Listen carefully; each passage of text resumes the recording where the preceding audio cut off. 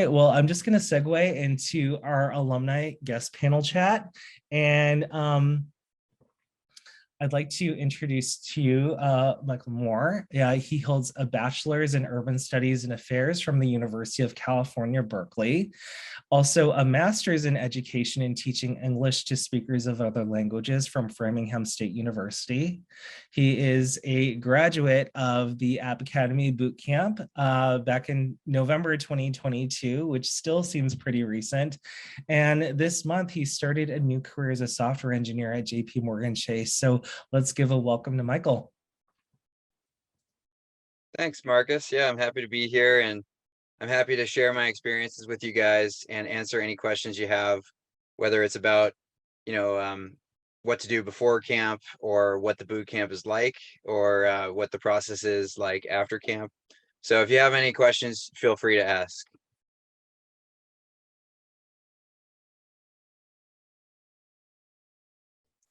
Michael, can you maybe walk us through your application process of going in App Academy, why you chose it, and what your experience was like as a student?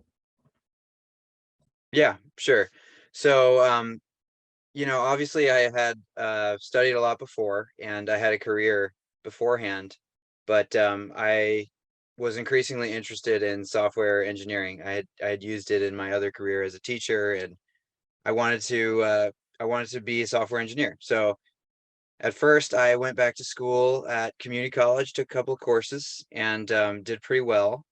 And then I decided I wanted to get more serious. So I looked into several boot camps. And one thing that really attracted me to App Academy was the in-person boot camps. Um, a lot of, well, almost no other boot camps provide in-person courses anymore. So that was really cool about App Academy, and I decided to apply. And my admissions counselor was really helpful and gave me a lot of good resources for how to get ready. And I practiced a lot. There were problem sets. I used App Academy Open to study. There were specific problem sets on what kind of things that you should know to, pass to be admitted. And I studied those a lot. And yeah, and then I ended up going through the whole admissions process, interviewing, testing, and getting into the program. So that was the first leg of my journey. And then once I was at the boot camp, I was in San Francisco, and it was not hybrid actually. At that point, I think we were the last cohort to be fully in person. So we were at the campus in San Francisco, and we were there 5 days a week. And that's exactly what I was looking for. I wanted in-person classes. I wanted to be able to lean over and talk to my classmates, and physically go to my teachers and ask questions whenever I want. And I also wanted more accountability by being there in person every day. I wanted to be at the office so that I know I would get the work done. And it was perfect for me. I spent a lot of time at school, and I usually stayed after class finished. I think class finished at 5 or 6, but I would usually stay for it's sometimes a lot, sometimes a little. Sometimes I would stay for just like an hour. Sometimes I would be there until midnight. It really depends on how hard you want to study. And of course, that isn't necessary for everyone, but I felt like I wanted to give it my all. So I spent a lot of time there, and I did really cool projects. I really loved the second half of the curriculum. Has a lot of projects, and I'm really proud of those to this day. And yeah, I got a lot of stuff done, and my teachers were super helpful. Okay, so a question coming in from Kevin. He wants me to speak about a project I worked on that I really enjoyed. Well, okay, so at that time, and probably now as well, it's only been what, 6 months. There were 3 projects, and the first project is a vanilla JavaScript project. That means it's coded entirely in JavaScript without the help of, other libraries. And you could choose to do either like a data visualization, an interactive data visualization, or you could do a video game. And I'm, for me, it was a no-brainer. I'm a video game nut, so I did a video game, and I thought that was way more fun. Uh, and I made a cool video game, and they helped. So before we started the project, there were some sort of mini projects in the curriculum where we built part of a video game, or we learned how to animate, stuff like that. So I felt pretty prepared. And I made a sort of a space puzzle game where you're this astronaut and you have to jump off of different space debris and make your way to the escape pod. And it was a really cool project. And I ended up putting it on Facebook and LinkedIn after I graduated because I thought, oh, draw attention to the fact that I'm now a developer. And it got a ton of hits on social media and on LinkedIn. And, recruiters were telling me that they were really impressed with it.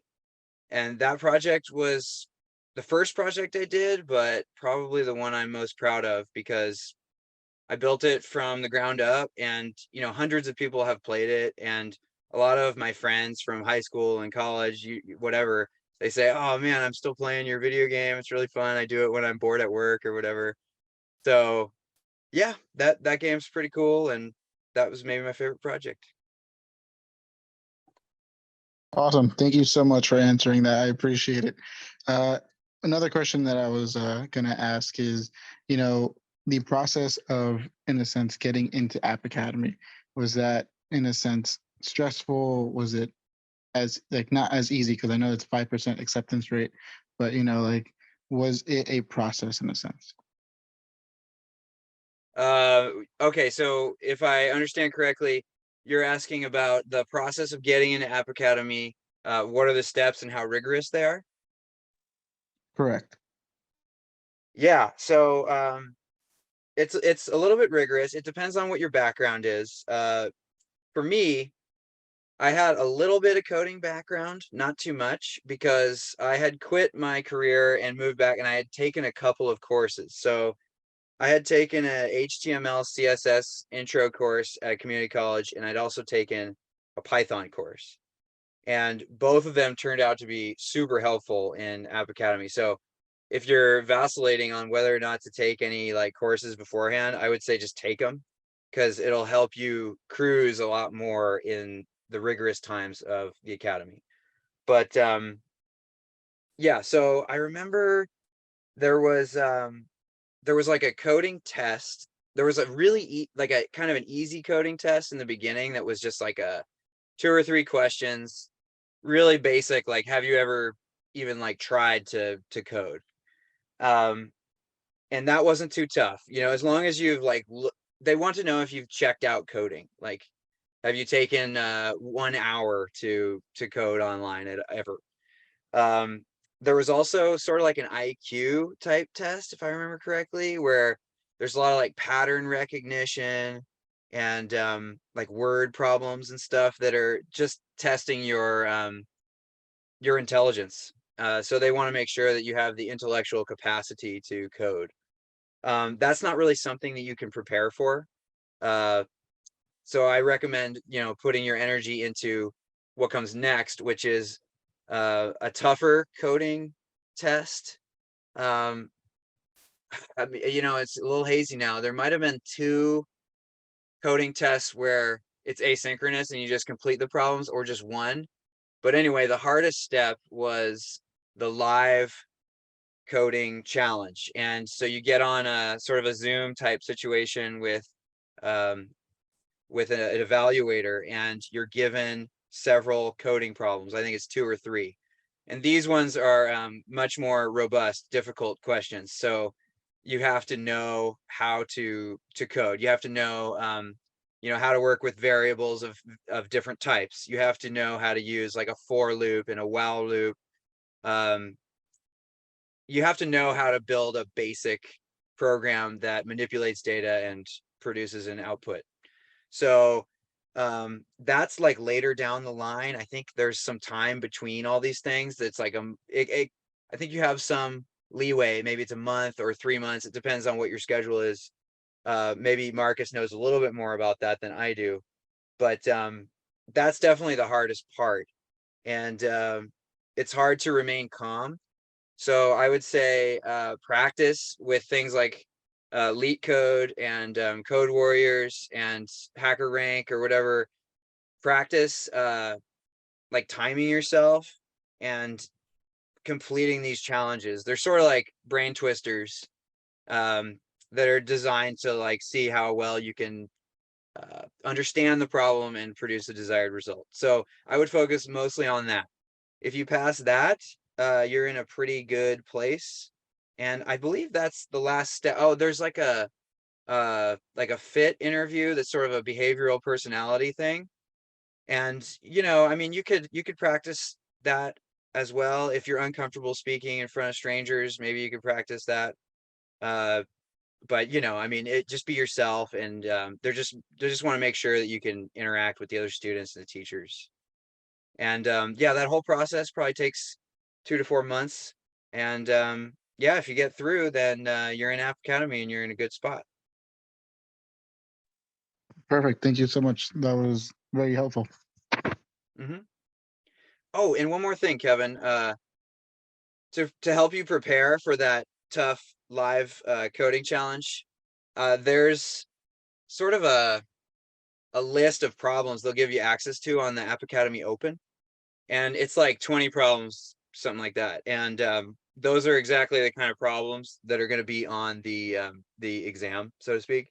And they're just like the same kind of structure, but they'll change the variable names, or they'll mix it up a little bit. But if you can go through all the questions in that sort of prep sheet, you're good to go. So I remember just busting that like top to bottom, all 20 questions. I did it like five times.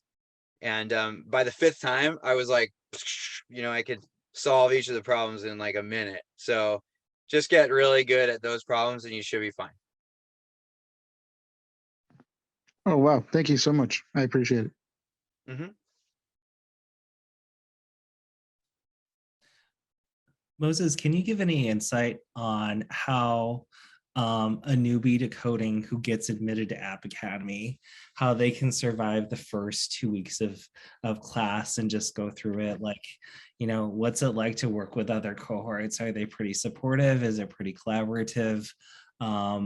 Just like, how does one graduate from App Academy? Yeah. So the first 2 weeks are remote, but it's live. So you're kind of in a Zoom situation all day. And there's some kind of like lectures, not much. They basically want you to kind of self-study mostly. But yeah, they'll have you on App Academy Open, learning some material, and they'll have some like short lectures here and there from the teachers. Um, and you'll interact with the other students a little bit, but you're not building like projects or anything together yet.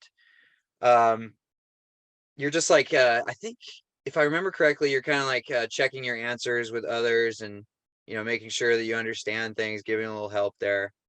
But the first 2 weeks are kind of laid back when compared with the rest of the program. So it's definitely like an ease in runway. And yeah, it wasn't a problem. So for me, my coding skills were enough where the 2 week intro was not stressful. I know that that's not the case for everyone, but if you nail the interview and you like blast through all the questions on the list I was telling you about before, then you're in really good shape for those 2 weeks. So a lot of it'll be kind of like review, basic coding concepts. So not too tough. After that, after the 2 weeks, you go to, well, in person if you're in person. Otherwise, you'll be in Zoom still, but it'll be a different situation where there's like intense lectures. There's like pair programming where you're building programs with your classmates, and that is a lot more intense. It ramps up significantly and immediately. So yeah, from week 3, you're really learning new things, and you're going to be learning probably Ruby. I don't know if all the programs do Ruby, but mine did. So you'd be learning Ruby, which you've been learning before, probably.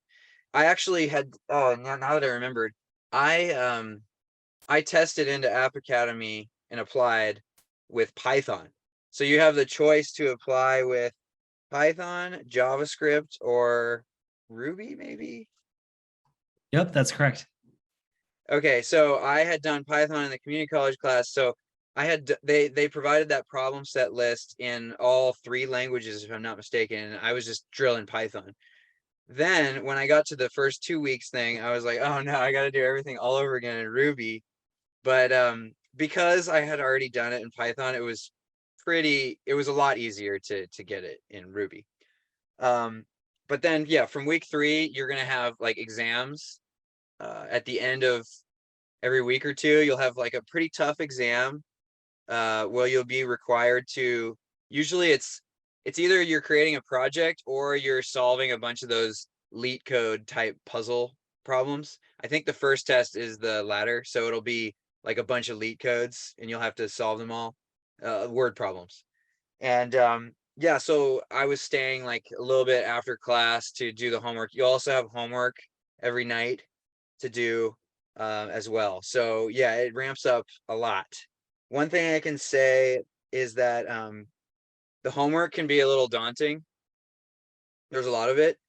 If you don't get it all, it's okay, because almost all the time, if you don't understand it all, it's okay, because almost all the time you'll come into class the next morning and there'll be a lecture, and the lecture will be on the same material. So App Academy's strategy is to like hit your brain with the homework, and then hit your brain with the lecture in person or on Zoom, and then like hopefully it'll get in there eventually. So it's okay if you're not like 100% ready to build the project after doing the homework, because you're going to get more instruction.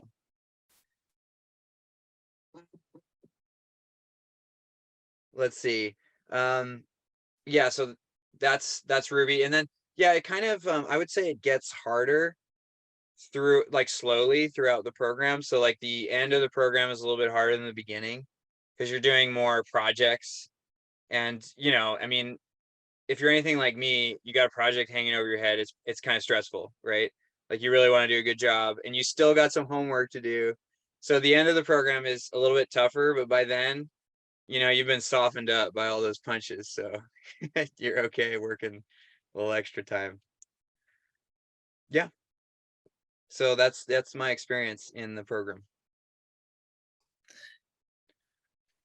Can you talk a little bit about the pair programming part? Just what that was like, because a lot of the boot camp is pair programming. Yeah. So pair programming. I'd never done that before. Have you guys ever done, like, have you ever solo programmed? Like, have you coded before, or have you pair programmed before? If you want, you can just put your answer in the chat. But for me, I'd only solo programmed, and pair programming was kind of daunting to me. I was, how is this going to work, and how do we switch and stuff? But it becomes pretty seamless after doing it once or twice. My preferred method will be at a computer, and I was in person, right?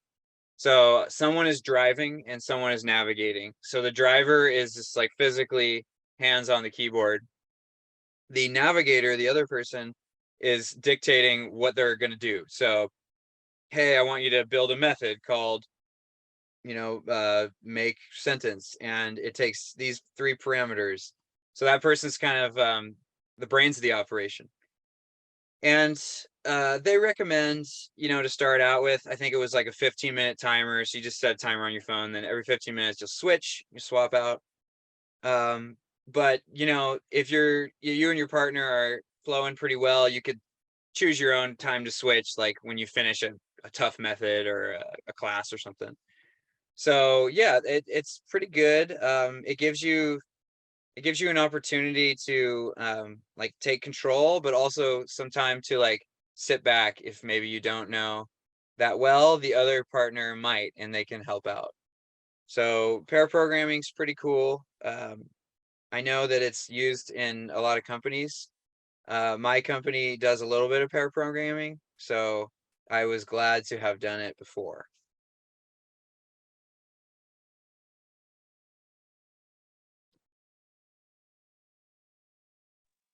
Oh, Kevin, I see your hand is up. Yeah, I just have a quick question. Um, did you, I mean, you said you were in person. Did you have to at all bring anything with you, laptop, keyboards, mouses, like anything, or was that all provided to you in, I guess, in school? Yeah, that's a great question. Kevin, are you thinking about San Francisco or New York? I'm actually in the East Coast, so New York. Okay, so New York. I'm sure it's pretty similar. There's a ton of computers at the campus, and they're all Apples. Much to my chagrin, App Academy is all about the apples. I'm a Windows guy, so that was a learning curve. But if you're comfortable with Macintosh with apples, then you can just go right to campus and use their Apple computers. You're also welcome to bring your stuff in. You can hook your computer or laptop. You can hook your laptop into their monitors if you want. That's what I would do actually. I had a sort of a Windows with a Linux subsystem, and I would just hook into the monitors, dual monitors that they have on campus. So basically, it's choose your own adventure. Um, but they have everything there. Oh, awesome. And then you had mentioned also, staying later than anyone else or whatever the case may be. But is that something that, in a sense, you would promote when it comes to App Academy? Like, because I've been reading up on reviews and stuff like that, where they say it's more than 40 hours. Like you have to invest a lot more time to, in a sense, come out on top. Is that accurate? That is accurate. Yeah. So if you successfully complete the program and you never work more than 40 hours, you're probably going to win a Nobel Prize someday because you're a rock star genius. There's a lot of material, and if you're anything like me, if you're a normal person, you can't just read something that's super technical once and just know it. You have to put a couple of reps in on the keyboard, or like reread it a couple times, or like check another source, so you kind of get two angles on it. And so I found that yeah, I mean it's more than 40 hours. App Academy likes to quote, like 100 hours for some of the work weeks. In my case, I don't think I ever worked 100 hours. I'd say on average I worked like 60 to 70 hours. So I was definitely working overtime, but I wasn't working over 100 hours. That's pretty crazy. So my MO would be I would get to campus at 9. We have, lectures, pair programming, other activities with some breaks until I believe it's 6. And then I would usually get a meal, or like somebody would order a meal or something, so we'd have like a meal break. But then I would, do 2 to 3 hours of homework most nights. So, if you're doing 2 hours for, let's say every day you do 2 hours, then that's 10 extra hours. So that's 50 hours a week. So maybe sometimes I was in there like 3 hours, and it varied from week to week. So some weeks, maybe I would work 50 hours a couple of weeks, but a couple of weeks I might work 90. So I'd say average was like 70, 60, Gotcha. Thank you 70. so much. Mm-hmm. So a lot of the reason why people go to boot camp is they want to get a job. We have a lot of career changers. I'd say about maybe 90% of my applicants are career changers who've never worked in tech before. So this is an exciting time for them. I just worked with somebody who's 55 years old who wants to go into software engineering because his son and daughter are doing it. Oh, cool. And he got in the boot camp, which is pretty awesome. Um, Rad. and Lillian, I believe that you and I worked together before, and I believe we've talked about, possible, the job search and everything of the like. But Michael, I mean, when you graduated, what was that transition like of going from graduate to now, okay, now here's a real thing. I have to apply for work. I have to get a job in an industry that I didn't work in before. Can you talk a little bit about that, of what your experience with the job search was like? Sure, yeah. So yeah, I was a career changer. You know, I'm obviously middle-aged, and I've worked other jobs, but not in tech. And it was a big departure from the humanities that I worked with before to get into a heavy STEM subject like computer science and software engineering. Um, However, you know, the program, I was so immersed in those 16 weeks that you know, when I came out the other end, I really felt like I was a tech guy. I felt pretty confident. I had a nice portfolio under my belt. App Academy really helps you create this portfolio with the 3 projects. Well, 4 if you count there's sort of like a portfolio website that they help you create. And so then, you know, you got 4 projects on your portfolio. And the career coaches help you to get a presence on LinkedIn and Wellfound, AngelList, all these different job sites. And they have sessions on resume writing, cover letter writing, and you get to write them and then have them checked by your coaches. And you know, they'll give you feedback, and they'll green light you only when certain things are done. And what I mean by green lighting is they don't recommend that you start actually actively applying to jobs until you're green lit. So I finished the App Academy program, the 16-week program. I think it was November 27th. It was like Thanksgiving. And pretty much for everyone, there's like a sprint, they call it, afterwards, which is like a week or 2 where you're just getting your resume and stuff ready, and you're maybe brushing up the projects. You have some feedback on your 3 projects that you have to implement. So, you know, you got to put a few hours in to make sure they're up to snuff. Set up a meeting with your career coach, who then will greenlight you or give you feedback on how to improve it and meet them again. So your projects need to be greenlit, your resume, your cover letter needs to be greenlit, and you need to have presence on all the job sites that I mentioned before. And there's also a couple of sites, a couple of sessions where they teach you how to interview, both technically and behaviorally, and you get a chance to practice. And all this stuff needs to be greenlit. Like there's this big system they have, and checkboxes and whatnot. And this process takes students differing amounts of time. For me, you know, obviously I was very motivated, and I worked harder than a lot of students. So I was greenlit in like 5 or 6 days. But I think for most of my cohort, it was more like 2 weeks or 2.5 weeks before they were really ready to hit the ground running. But I think it's worth it to slow your roll and get all that stuff ready, because job applications are tough, and interviewing is tough, and it's competitive, and you don't really want to be half-assing it. You want to be putting your best foot forward so that you can get callbacks. Because if you're not getting any callbacks week after week, that can be extremely discouraging. And I know students who have experienced that. So I made it my project to really go 100%, and it paid off.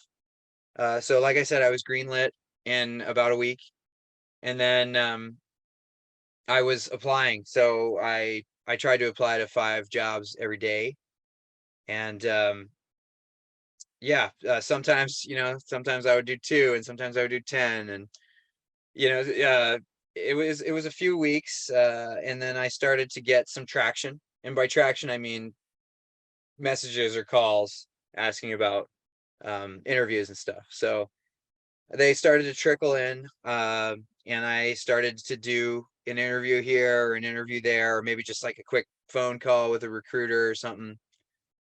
And you get a lot of no's. You know, it's not like an easy sport. You know, it's like baseball batting. If you're batting 200, which is 20%, you're doing really good. So I got so many no's, and I had a spreadsheet. Let's see if it still have that job hunt. Maybe I can I share my screen on here? Is that Yes. allowed? Okay. So I'll share a couple of things with you guys. Can you see my screen, Marcus? Oh yeah. Okay. So yeah, like you can see here, I started to apply a little bit later because it was the holidays. So that's why there's this gap of like a week or so. You know, in December, you know, I was seeing family and stuff. So it started off a little bit slow, but I was applying a lot on Monster and LinkedIn. LinkedIn's really good. And I was also like talking to people I knew and getting referrals. So that's pretty important. And I was just keeping track of it. And you know, obviously all these are no's. So something that you need to get used to is a lot of no's, right? Like there's just in today's day and age, because there's quick apply and like automated application stuff, it means that everybody is applying to like 500 jobs, like because you don't have to handwrite your cover letter and send it in anymore. So it means that you're gonna have tons of applications that go in, and necessarily the acceptance rate is now extremely low because everyone can apply like that. So it took me a while to come to grips with that. It's not like it's a really bad market or things are terrible. It's, oh no, it's really easy to apply to things. So people just shotgun. So that's why you're seeing acceptance rates of like 0.1%. Everybody's applying. So I was doing a lot of these quick applies and they take like a minute. And then every day I would try to do at least a couple where I would actually like tweak the cover letter and make it, you know, specific to the company, get that in. But when I really started to do better was this is a long document. Okay, you can see here towards the end, I started to use almost exclusively the App Academy partnerships. So this is one of the best things about App Academy. They have all these partnerships with all these companies, and there's a Slack channel that you'll be on, and every day there'll be one of the staff members will be like, hey, new partnership application open for, you know, it might be the New York Times or Deloitte or something. And basically it just gets your application to the like the top of the stack for the first round. So I was having a lot more traction with these, and I believe the job I ended up getting was through a partnership. I wonder if that's, maybe I didn't. JP Morgan. Okay, so that's right here. Oh, so okay, that wasn't an App Academy partnership. I thought it was, but anyway, a lot of the ones that I got calls back for and like second or first interviews for were the partnerships. So definitely be doing those. That was really helpful. And this whole process took me you know, like a few months.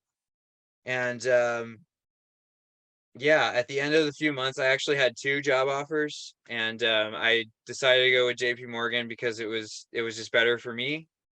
But things got better as it went along. So like the first month was like second month, and then by the third month I was like, okay, I'm getting some stuff.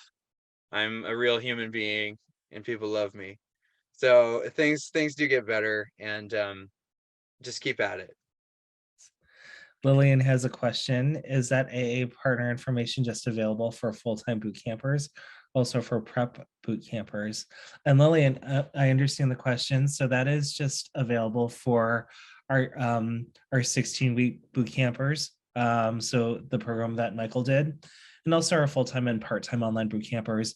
But for boot camp prep, they do not receive career coaching at that time. You do have to finish one of our actual boot camps, our full length boot camps, to get access to that. Thank you. Yeah, and Marcus, oh, sorry, Lillian, go ahead. Oh, no, go ahead. I was just saying thank you. Okay. Marcus, correct me if I'm wrong, but the sort of the idea of the partnership is that App Academy kind of gives their seal of approval on their graduates, and that's why these companies are working with them. So it's not just like anybody willy-nilly can use it. It's like, okay, you've passed App Academy, so you're a pretty good programmer. For sure. They love the curriculum, they love the structure, they love the students, the quality of their work. So yeah, they definitely bank on that, and you get on top of the pile like you mentioned. So that's great. Can you talk to us a little bit about your new job and how you got it and what that's like? Have you started yet? And Yeah, I do want to talk about that, but when I shared that document, it made me think about something else that I should share. And if you don't mind, I'll share really quick just something that I used to help me study that really helped me get through App Academy and pass the tests. So um, I think it's really important to take good notes. And I was pretty rigorous about writing everything down that I learned in a way that made sense to me.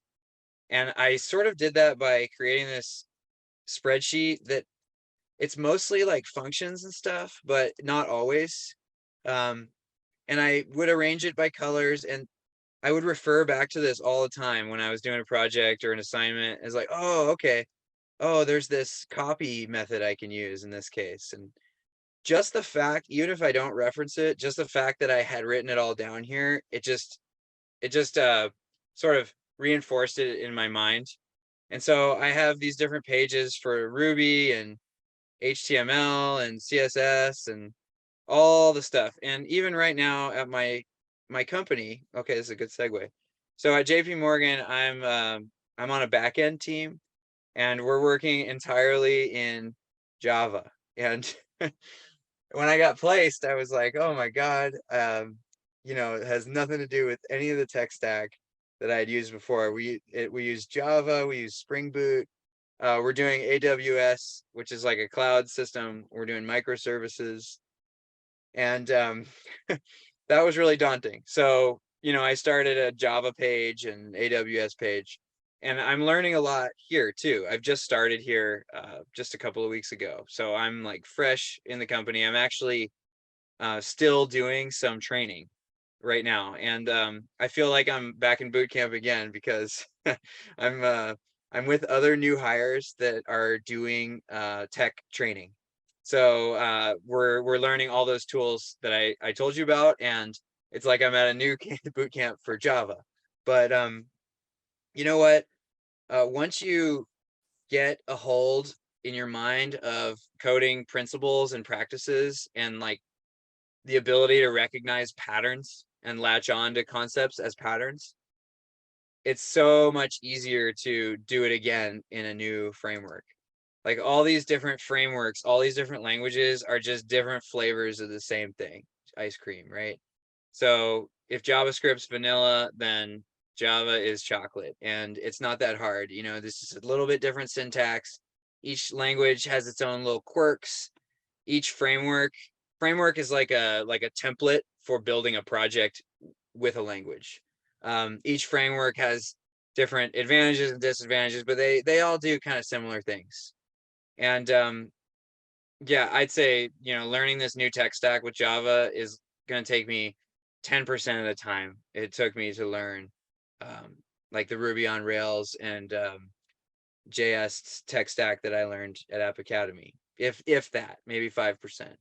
So don't worry if you're not going to be able to match up your tech stack or whatever. What they're looking for is, can you code? Are you proficient? Do you understand the concepts? we have 5 minutes left. Lillian, Kevin, do you have any additional questions? No, thank you so much for hosting the meeting there. I appreciate it. Thank you. No question from my side. Thank you so much. It was a really good session. I do have a question, Michael, and just how does one stay competitive in a job search when there's, especially in this economy right now, where it's changing? And I do get a lot of questions about that from applicants. It's a different economy, and you hear all about these layoffs. And so do you have any advice for Lily and Kevin on how to have a winning resume and a good interview and just really land that job? Yeah. So, first of all, it's going to get better. I think I graduated in the absolute pit bottom of it. So things are getting better. You know, they've laid off so much. Things will bounce back. So don't worry too much. But one piece of advice I can give is that getting a job is largely not technical. It's largely behavioral. So, you know, if okay, maybe you have great coding skills, and of course that's very important. Like you need minimum coding skills to do the job, and they're looking for that. But they're also looking for people that they want to have on the team with them. So at the end of the day, these people that are interviewing you, they're gonna be your coworkers, you know, and oftentimes. And they want to hire people that they want sitting next to them in the office. So if you can come across as a nice person who's a team player and is very genuine and a contributor, that goes a long way. And I can give you a little anecdote to highlight this. At JP Morgan, there were many rounds of the interviews. It's a tough process, but the final one was a hackathon. And a hackathon is basically this event where you get into teams and you get a prompt and you build a full stack application. And it was a 12-hour hackathon. It was remote, and my team struggled. You know, we all had different skill sets, and some people's skill sets were not as good as others, to be frank. And at the end of the day, we did not produce a real full stack application. The back end guy didn't make a back end. And so we had to use dummy data. The styling was terrible. It looked like it came from like a second grader. The application stunk. And I had actually written off the job. I had actually verbally accepted the job at the other company, but I had not yet signed. And then I got a call. I got a call on the phone later from JP Morgan saying, "Hey, we really liked how you performed in the interview, and we liked your personality and everything, and that influenced our decision. So they gave me the job." So it's not all about your technical skills. It's about how you can work with others and how you are as a person. So make sure not to neglect that. Don't just come across as, you know, the nerd who only knows how to sit in a corner and code. That is excellent advice. Michael, thank you so much for sharing your story and your experience and such great advice with Lillian and Kevin. We really appreciate you. Lillian and Kevin, thank you so much. You can reach out to us anytime. Here's my email address. I know Lillian, you already have it, but Kevin, feel free to reach out to me or your admission specialist if you have any questions. You can also find Michael as well. There's his email address. He's also on LinkedIn, by the way, as well. So hit him up if you have any questions. But thank you very much, everyone, and good luck in your application process. And again, thank you so much, Michael. Yeah, my pleasure. Thanks for having me. And you guys can find all of my projects on LinkedIn too if you want to take a look at what the App Academy projects look like. Great. All right. Have a great evening, everyone. Thank you so much. Have a good one. Thank you. You too. Bye.